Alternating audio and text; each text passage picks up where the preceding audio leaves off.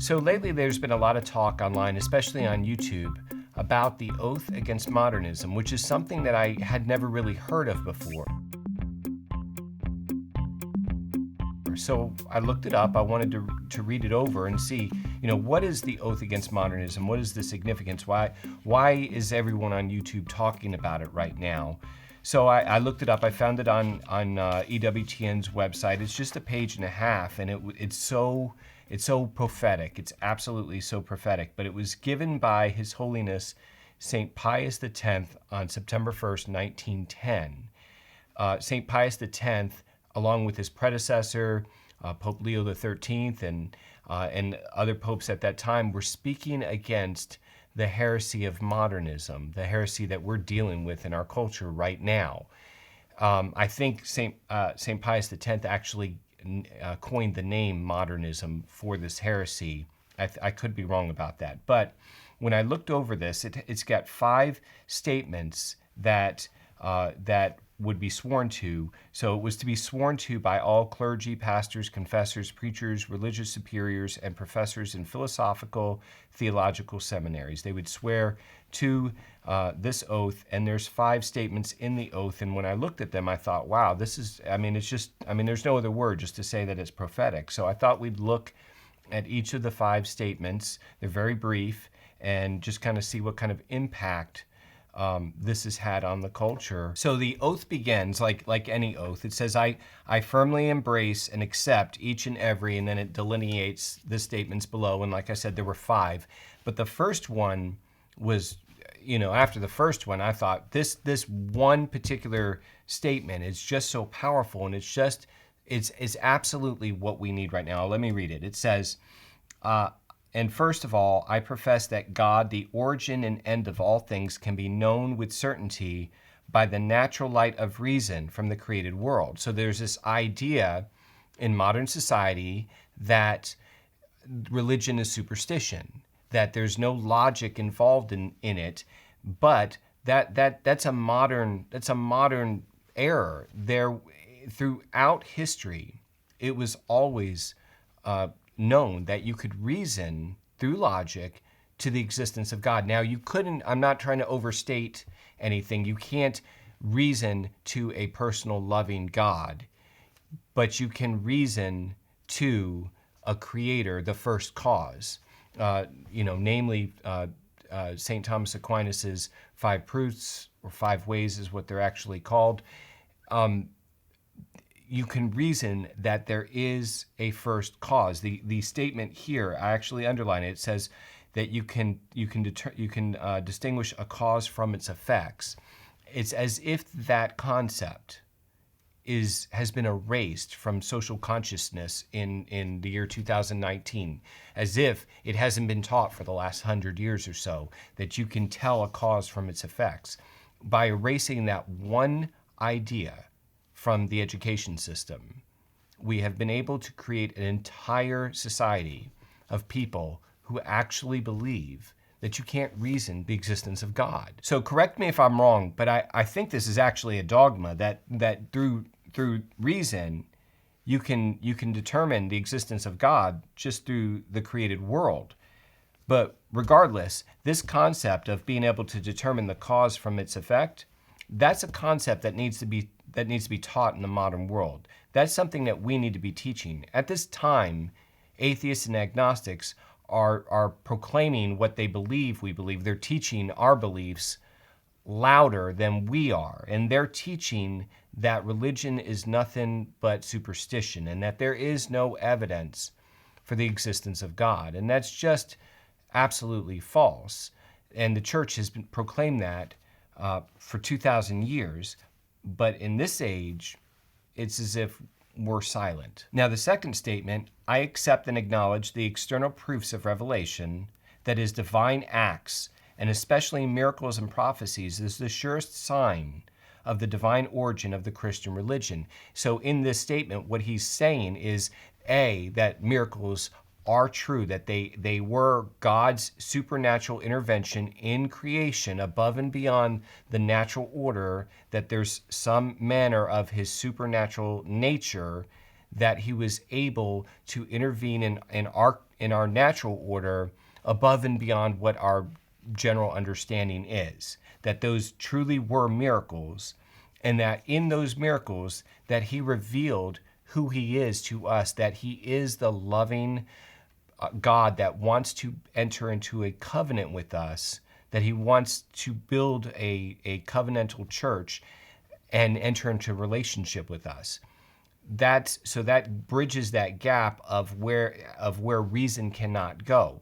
But in these two statements, the first one on reason and this statement on faith, Holy Father St. Pius X is teaching us the proper order for reason and faith, and how they are married together, how they fit together, how they work together. And we live in a world right now that misunderstands what faith is, and that's actually mentioned down here in statement number 5, I'll get to in a moment, understands what faith is and thinks that we completely neglect reason altogether. Now, the third statement says, thirdly, I believe with equally firm faith that the Church, the guardian and teacher of the revealed word, was personally instituted by the real and historical Christ. So he's saying that Jesus actually was a real historical figure. There's been just a ton of garbage in the last 100 years. I mean, I guess over the last 2,000 years, but particularly in the last 100 years, that try to reduce Jesus to an idea or a concept or,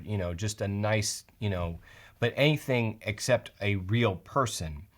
So the Holy Father is saying that Jesus was a historical person when he lived among us, and that the church was built upon Peter, the prince of the apostolic hierarchy, and his successors for the duration of time.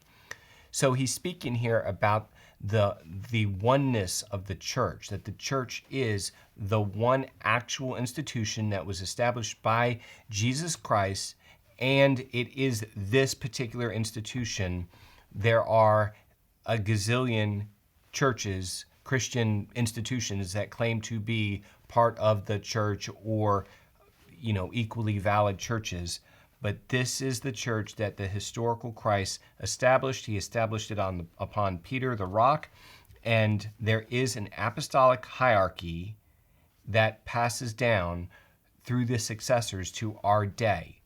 In this statement, then we cannot just become just another one of many choices of Christianity or just another one of many choices of religions. We have an actual a heritage with a God who has revealed himself through miracles, that we can logically reason that he exists as the cause of the effects that we see in the created world. Now, the fourth one is where it gets really interesting. He says, fourthly, I sincerely hold that the doctrine of faith was handed down to us from the apostles. So he's just stating the apostolic nature of the church, that Christ established the church on Peter, and that church and her teachings were passed down from the apostles down through the ages to us today. He says, therefore, I entirely reject the heretical misrepresentation that dogmas evolve and change from one meaning to another. So there's this idea that modernists hold, that a dogma or a teaching of the church could have varying meanings in different ages because they apply differently to different circumstances. Well, that's heresy. The church has passed down, because it's apostolic, the church has passed down this faith, and it's not changeable. It's not malleable. I remember when Pope Francis was elected, I was speaking with a friend of mine who's liberally minded. She asked me what I thought. She said, "Hey, is Pope Francis going to change things up and make things a little better?" And I kind of looked at her. I was like, "What do you mean a little better? What does that mean? If something's already good, then how could it get a little better?" I don't think she was able to articulate. Of course, there are scandals that need to be dealt with, but the teachings of the church, they can't get better. They were their best when Jesus handed them to the apostles, and it is that teaching that's being passed down to us. This idea that that there's this progressive movement in the church to improve things or to make things better, that teaching can evolve. That's just heresy. So for the fifth statement, he addresses this criticism we get very frequently from atheists. I don't think this is a very well thought out criticism.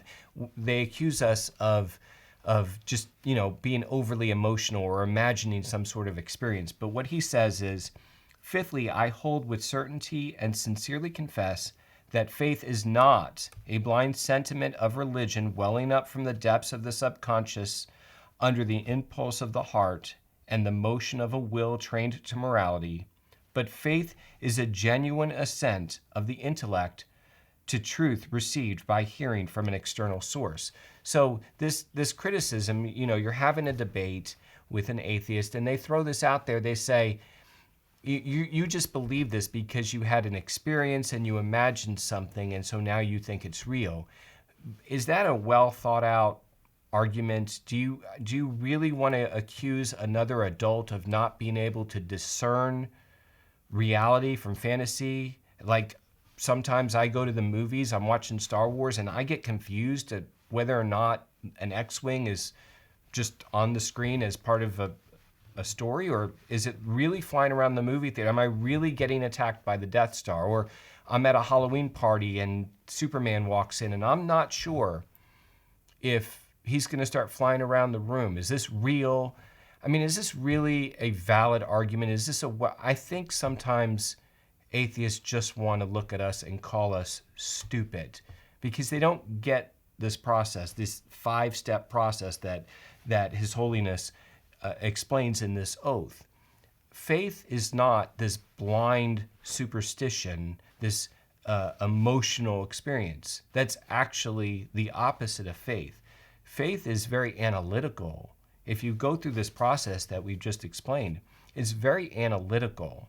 And I think that needs to be taught, it needs to be stated, it needs to be communicated, because the message that the world has about who we are and what we believe and why we believe, it's just not, that message isn't getting out there. It's not getting out there clearly. So I found it very interesting that throughout the oath, the 4 marks of the church, one holy, Catholic, and apostolic, was mentioned either explicitly or implicitly throughout the oath. And I don't think that's by accident. I think the 4 marks of the church is kind of the key to defeating the heresy of modernism, because it is those aspects of who we are that flies in the face of everything that modernism proclaims. I think we as Catholics have a responsibility to make sure that the 4 marks of the church are actually being communicated to the world, because it is what makes us beautiful.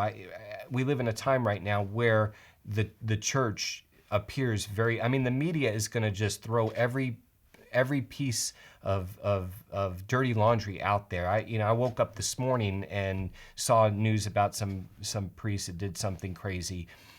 They're going to throw it out there because they need to discredit us. They need to tear us down. We need to respond to that. We need to communicate to the world that the church is one, that we're not 30,000 different denominations and a gazillion non-denominational churches. We are one church, that we are established by Christ, that we are holy. And we're not holy because of anything we have done. We're holy as a supernatural gift of the Holy Spirit that makes us holy. That's our heritage. We are called to be holy individually, and the church as a body is to be holy. So when we find out about these scandals and stuff, and it contradicts that aspect of the church as being holy, that's we've got to root out scandal in our church. That the church is Catholic. It is for everybody. We live in an age right now where there's this false ecumenism, or there's this false multiculturalism. The Catholic Church, the grace of the Holy Spirit, sanctifying grace, is for everybody. It is true ecumenism. It is the true way to bring the world together properly, without manipulating other cultures and forcing political agendas on people.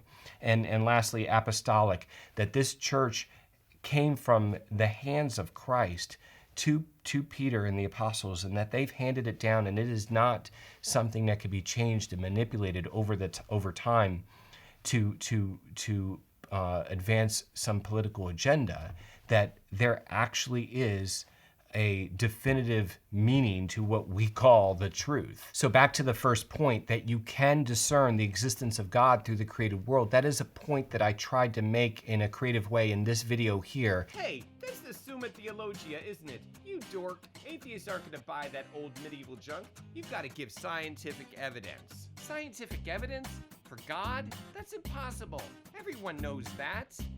Look, if you want to use that first cause stuff, first you're gonna have to show that the universe actually had a beginning.